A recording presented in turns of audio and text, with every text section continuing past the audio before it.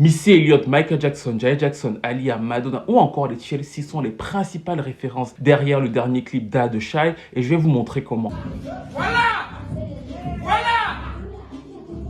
L'être humain enfermé, voire en cage dans un univers totalement futuristique, c'est un classique de l'époque. On le retrouve par exemple dans le clip Bedtime Story de Madonna.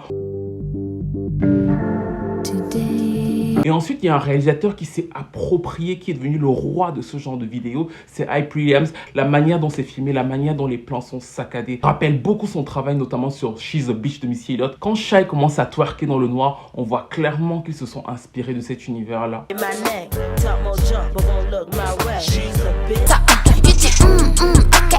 C'est aussi lui qui a fait le clip No Scrub de Chelsea. On le voit dans les mouvements très saccadés de Shy, cette ambiance vaisseau spatial froide et bien sûr le logo en fait, la manière dont son logo apparaît exactement comme le logo de Chelsea dans le clip No Scrub et aussi comme le logo d'Aaliyah dans le clip We Need a Resolution.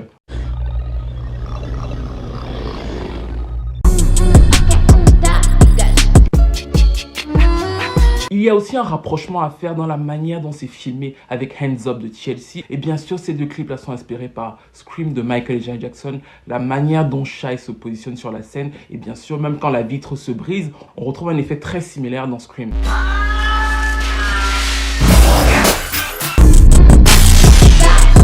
Et même dans What About Us de Brandy. Et même dans la danse, et une internaute m'a fait repérer quelque chose que je n'avais pas vu de moi-même. Elle s'appelle Sabrina. Je lui fais un gros big up. C'est que la manière dont Shy danse par terre là reprend ou semble reprendre quelques petits pas de danse à l'envers de Michael et Janet.